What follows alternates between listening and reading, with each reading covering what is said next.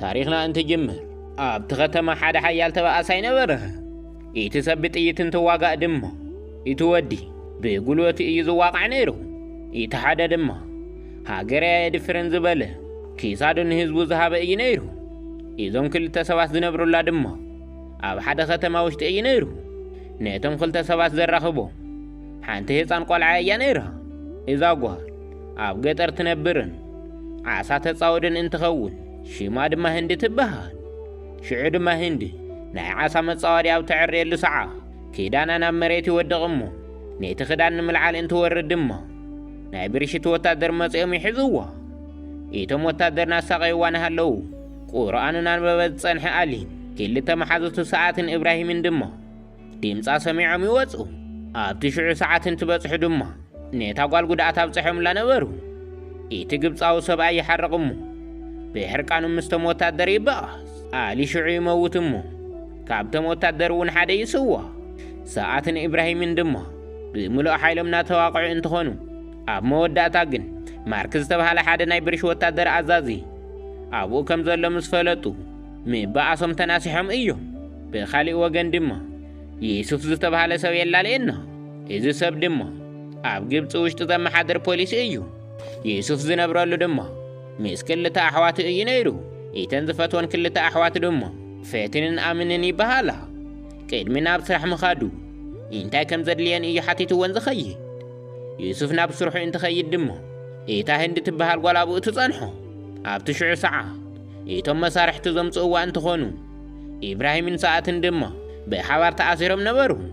ትርኢትና እንትልወጥ ድማ ዩሱፍ ናብቶም እስራት ይመጽእ ኣብቲ ውሽጢ ድማ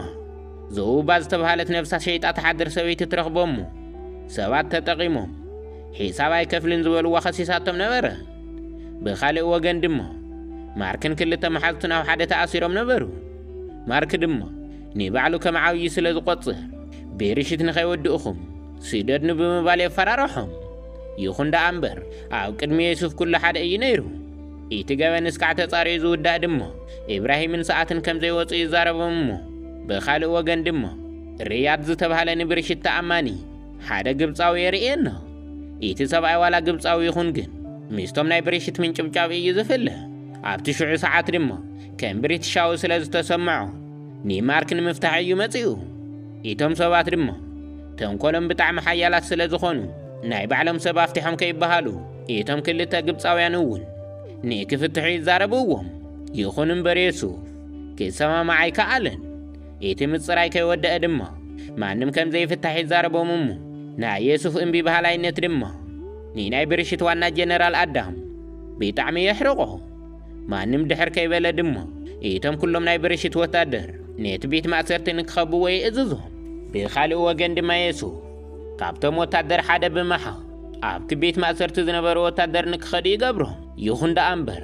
ኣብቲ ደገ ዘለዉ ወታደራ ጠጠው ዘብል ሓይሊ ኣይነበሮን ሓደ ናይ ዩሱፍ ኣባል ዝኾነ ነዚ ብዓይኑ ርእዩ ስለ ዘረጋገፀ ዩሱፍ ድማ ኩሉ ሰብ መሳርሒ ኣትሒዙ ንክሕሉ ይእዝዝ ብተወሳኺ ድማ ቀሊል ገበን ዘለዎም ሰባት ምስኦም ንክሕወሱ ይገብር እቶም ከቢድ ገበን ዘለዎም ግን ብሰርጀን ኣዛዚ ምኽንያት ብሕቡእ ካብቲ ገዛ ናወፁ እዮም ብእውን ድማ ከቢድ ገበን ስለ ዝሰርሑ ንኸየምልጡ ብዝብል እዩ ነይሩ እቶም ቀሊል ገበን ዝሰርሑ ምስ በዓል ዩሱፍ እንትዕጠቑ ድማ እቶም በዓል ከበድቲ ገበን ምስ ከዱ ግን ሓደ ኢኣዝል ዝተባሃለ ሰብ ኣብኡ ይሰርሕ ኢኣዝል ቅድሚ ሕዚ ከም ናይ ዩሱፍ ማዕርግ ዝወሃቦ ፖሊስ እዩ ነይሩ ብእውን ድማ ኣብ ስርሑ እናሃለወ ገበን ፈፂሙ ተባሂሉ ስለ ዝእመን ኣብቲ ቤት ማእሰርቲ ይነብር ነበረ ሱር ዝተባሃለ ሰራቂ ድማ ምስኦም ኣብኡ ነይሩ እዩ ካብቶም ሰረቕቲ ተፈልዮም ድማ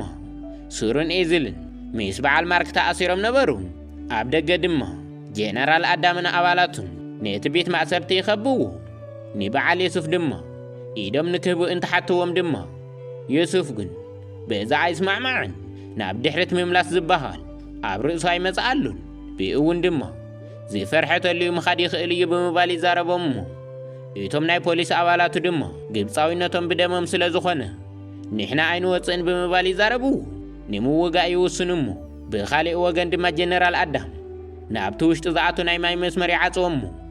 ብእውን ድማ ብጋዜጠኛታት እውን ስም ምጥፋእ ይጅምር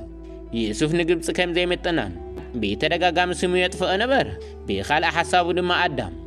ني يوسف كم زي يشنفو سلز تردقو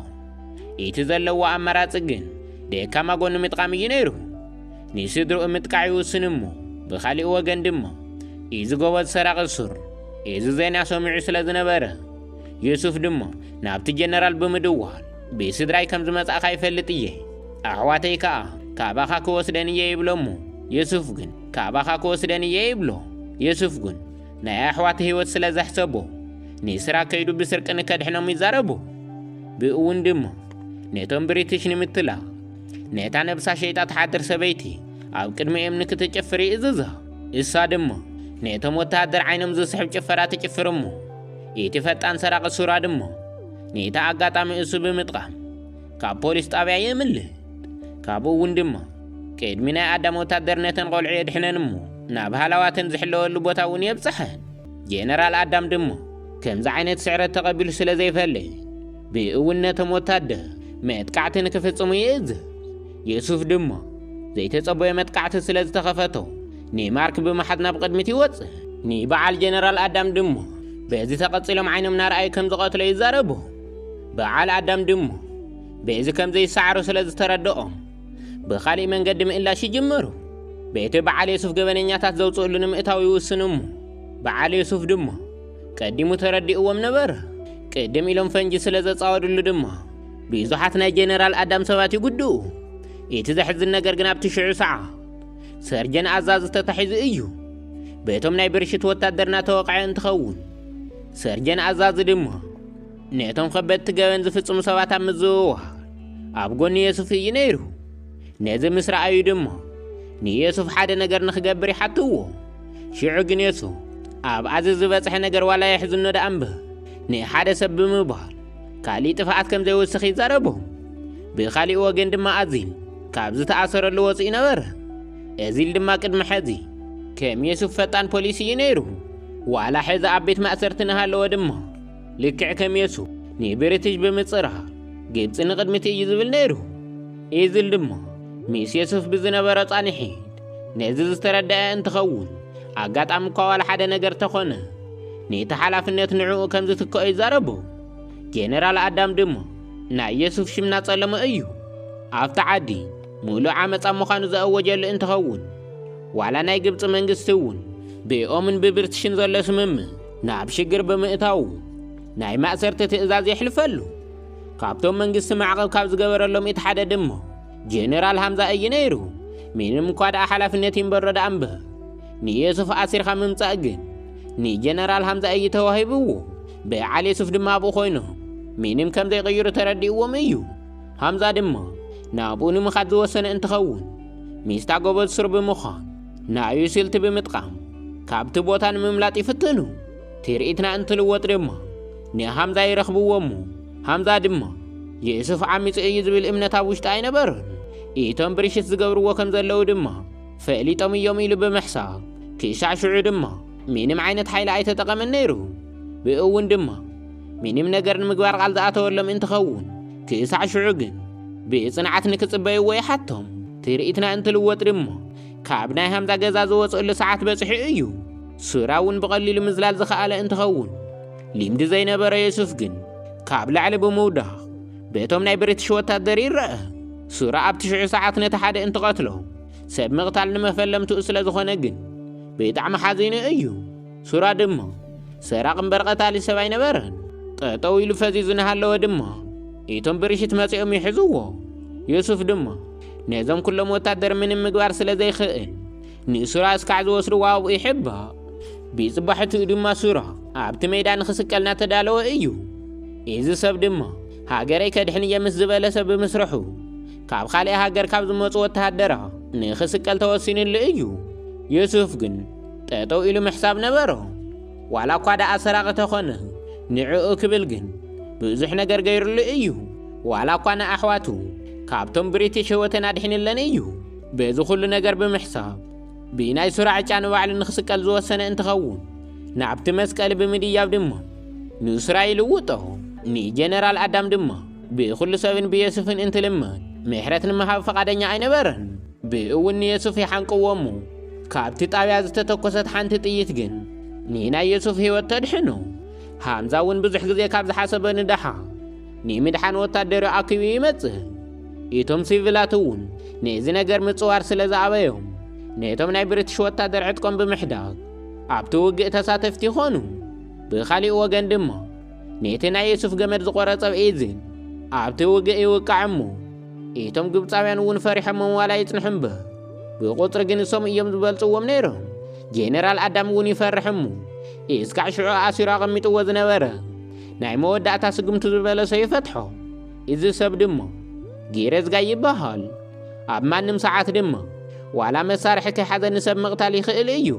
እቲ መባእስቲ ዋላ መሳርሒ ይሓዝ ግን ንዕኡ ምንም ኣይነበሮን ብጣዕሚ ሓያል ተፋላሚ ስለ ዝኾነ ድማ ኢድን እግርን ብምጥቃም ሚስዓር ይኽእል እዩ ብእውን ድማ ጌሬዝን ዮሴፍን ዝራኸቡ እንትኸውን ዮሴፍ ሓያል ምዃኑ ይረዳእ እሞ ብዝረኸቦ ነገር ብምልዓል ይወቕዖ ኣብ መወዳእታ ድማ ኣብቲ ከባቢ ብዝነበረ ፈንጂ ኣብ ናይ ጌሬዝን ክሳድ ብምእሳር ነቲ ፈንጂ ሒዝዎ ንክኸይድ ይገብር ጄነራል ኣዳም ናብ ብሪቲሽ ብምድዋ ካብኡ ንከውፅእዎ ዋላ ይሕተት ግን እቲ ህዝቢ ፈሊጥዎ ስለ ዝነበረ ህይወቱ ክትተርፍ ኣይከኣለን ብኻሊእ ወገን ድማ ማርክ ነቲ ኣጋጣሚ እሱ ብምጥቃም ንምምላጥ እንትፍትን ዮሴፍ ግን ስርሑ ኣፀቢቑ ስለ ዝፈልጦ ንከምልጥ ኣይፈቐደሉን ኣብዚ ማእኸል ድማ ንበዓል ዮሴፍ እቶም ናይ ብሪቲሽ ወታደር ይኽተልዎ እሞ ኤዝል ድማ ንበዓል ዮሴፍ ብምሕላፍ ምስቶም ናይ ብሪቲሽ ወታደር ይጋጨ እሞ ንበዓል ዮሴፍ ንከምልጥ ይገምሮም ኤዝል ድማ ህይወቱ ክትተርፍ ኣይከኣለን ካብዚ ኩሉ ነገር ንድሓር ድማ ዮሴፍ ናብ ቤት ፍርዲ ይቐርብ እቲ ቤት ፍርዲ እውን ኩሎም ምስክራት ብምእካብ ዮሴፍ ሽፍታ ከም ዘይኾነ ይውስን ብእውን ድማ ኣብቲ ዝነበረ ሓላፍነት ማዕረግ ይውስኸሉ እሞ ህይወቱ እውን ብሰላም ናመርሐ እዩ እታ ነብሳ ሸይጣ ተሓድር ድማ ስርሓ ጠጠው ተብል ናይ ዮሴፍ ኣሕዋት ዘትረፈ ስሩ እውን ኣብቲ ሽዑ ሰዓት ብዙሕ ነገር ስለ ዝገበረ ምስ ዮሴፍ ስራሕ ንክጅምር ይግበር ዮሴፍ እውን ብዕብየት ናብ ካልእ ከተማ ዝተዘዋወረ እንትኸውን ኩሉ ነገር ሰላም ኮይኑሉ እዩ ታሪኽና እውን ኣብዚ ይውዳእ ቪድዮና ዝፈተኹሞ ድማ ንቻናልና ሳብስክራይብን ንቪድዮና ላይክን ብምግባር ቤተሰብ ኹኑ